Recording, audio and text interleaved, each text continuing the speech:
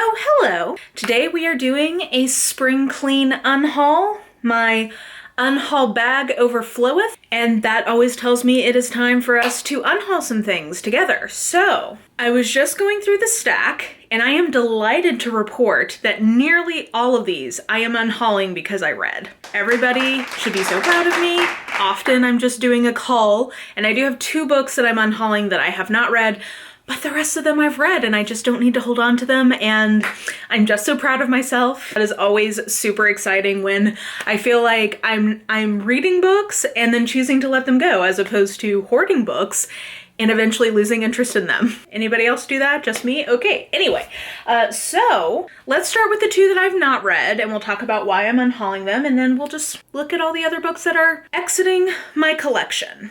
Okay, so the first one I'm unhauling is Blood Witch by Susan Dennard. Now, actually, I just realized, I guess I could technically call this a DNF because I got about 200 pages into this and then realized that if I wanted to read this and future books, I would need to do a full reread so that I could actually fully grasp everything that was going on and like all the nuances. And I just had a revelation about a month ago of like, I have lost interest in this series. So I still really like the first book, and I really like the prequel novella, like very much enjoyed that one. I'm holding on to that. But I just don't think I'm ever going to make the time to do the reread whenever the series wraps up. And if I'm not going to do that, then I think I'm basically saying I'm DNFing the series. Not because I don't like it, but just because of the amount of time it would take for me to catch up to read it. I'm just not gonna do that. So we're gonna let this one go. I would still recommend this series, especially when it's done. I could see this being a really good one to binge if this is your thing. And it's a good series. I think I've just lost steam with it, and so it's time to say goodbye. The other one I'm unhauling and I haven't read is The Good Left Undone by Adriana Trigiani. This was one of the Book of the Month Club books that they sent me. I'm actually holding on to the other 4, but this one is historical fiction, like intergenerational family drama kind of situation, and those are not often books that I pick up at this point, so I'm sure that it's fine. It's just not necessarily appealing to me, so I'm gonna put this in a little free library or in the McKay's bin, and yeah, appreciate them sending me the full stack, but of the 5, there is one that I'm gonna let go. Okay, and I have read every other one that we will talk about. So, on the topic of Book of the Month Club, 2 thrillers that I enjoy, but I just don't need a physical copy of them, are A Flicker in the Dark by Stacey Willingham and Reckless Girls by Rachel Hawkins. I have both of these as ebooks because I originally read them as e-arcs. So, these came in my Book of the Month Club boxes, and I've read them and just don't need a physical copy. That's why I'm moving them along, but I enjoyed both of these. I gave both of these 3.5 stars, and I think they're very entertaining thrillers. This one is sort of like serial killer comeback or copycat situation, and this one is an isolated thriller on an isle in the Pacific. So both of these are good, just don't need physical copies of them. Oh, I found this. I didn't realize I still had this. This was a theology textbook I had in grad school. Do not have a need for this, and I'm sure somebody else would enjoy it, so I'm just passing it along for that reason. Okay. To Paradise by Hanya Yanagihara. So I have an entire vlog where I read this, if you would like to see my full thoughts, but basically this is okay. I ended up at a 2.5 for this one. It's fine. It's just very long to be just fine. And I do think that particularly the kind of gay male-male relationships in here, I wasn't sure about them. Like, I had some kind of question marks, and since publication, what I've heard from Own Voices reviewers is yes, the sort of weird feeling you had about that is accurate. And so for that reason, this wasn't for me. I don't need to hold on to it. It is a hot new release this year, so I'm sure somebody else will enjoy it. But for me, not a fave. Ooh, okay, and then 3 books I felt pretty similarly about, except, well, 2 books I felt similarly about, one that I DNF'd. So A Lesson in Vengeance by Victoria Lee. This was just so melodramatic for my taste. I felt like every sentence was ending with dun dun dun, and I'm just not in a dramatic enough place in my life to have enjoyed this. I can certainly see maybe other people, if the writing didn't bother them, they might have enjoyed this more than I did, but I gave it 100 pages and just couldn't get past the writing. So for me, DNF, happy to pass along because, as we'll talk about with these, I feel like McKay's YA section is not as good as it should be in the Nashville branch. So anytime I can add some Buzzy YA to their shelves, I feel good about it. Both of these are good, but have problems. So I would say I liked Wilder Girls better than White Smoke, but both of these I thought the vibe and the writing was great. There were moments I enjoyed and they were both cool premises, but I think they just had some fundamental issues with their plots. And for that reason, neither of them got more than a 3-star from me. So I could see somebody else having liked these more if they're more reading for the vibes, but I wanted the plot to be a little better or to come together more for me. So for that reason, I didn't love either of these. I would give both of these like a B. And like I said, I'm always looking for opportunities to make their YA section better, so I'm happy to pass these along to that end.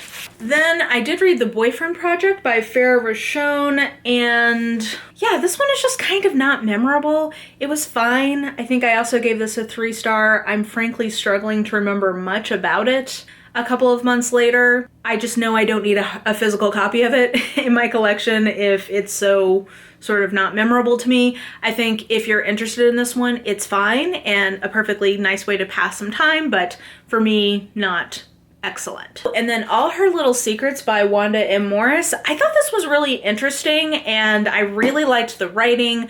I liked our main character.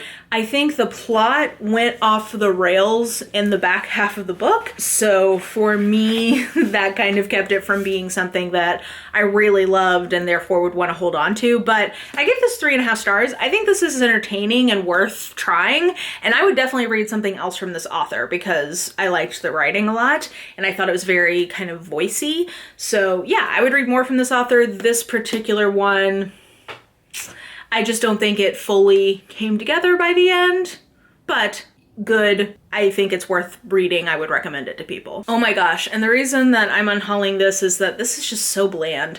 This is a short story collection called Birds of a Lesser Paradise by Megan Mayhew Bergman.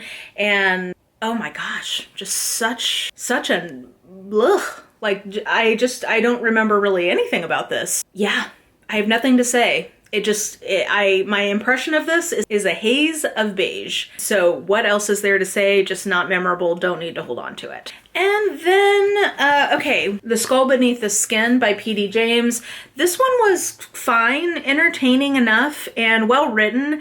I just think that, I don't know, I just felt like the character work wasn't that great, and for this kind of mystery, I feel like I wanted a little more from the characters than I got. And yeah, again, this one I'm struggling to remember a lot about a few months on, so yeah, I just didn't feel like I needed to hold on to it. It was fine. This is one that I feel like is a, hey, I want to put this back out there on the shelves, because I think while I don't see myself rereading this, I definitely think other people could and would enjoy this. So this is called I Was Their American Dream by Malaka Garib, and this is about kind of a biracial immigrant family, kind of just her, it's a memoir, it's her life story. So I think that this is definitely worth picking up.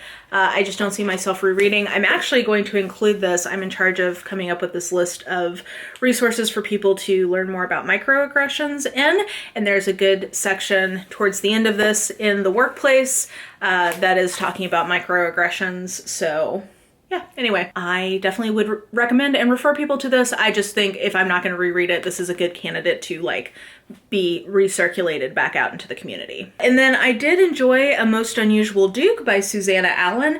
This one tonally is super interesting because it's a paranormal, but it's a historical that is written in the style of someone like an Eloisa James or like a Lorraine Heath. It's that kind of more like serious historical tone, but the Duke is a werebear. So anyway, this was fun. I don't need a mass market copy hanging around if I don't absolutely love it. So I'm gonna pass it along, but this one was super fun. Definitely worth seeking out. And then these last three were all in vlogs, so you can see more of my thoughts elsewhere.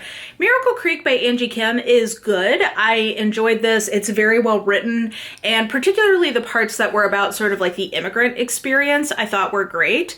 It's a very compelling courtroom drama, but I think that there is some unquestioned ableism kind of at the heart of this that kept niggling at me while I was reading it, and ultimately I think kept me from like fully loving this.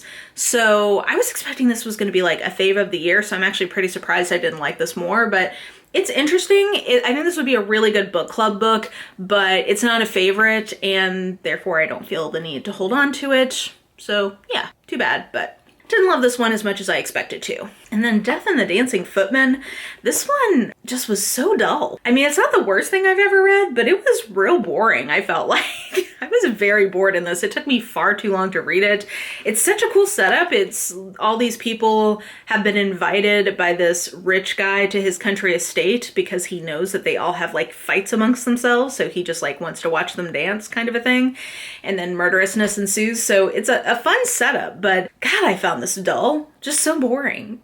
So I'm gonna pass this one along because yeah, this one bored me to tears. And then the last one, this was in the same vlog as Birds of a Lesser Paradise and To Paradise. Oh, I just realized that those have some symmetry there. This is the Patrick Melrose bind-up I have of the novels by Edward St. Aubin.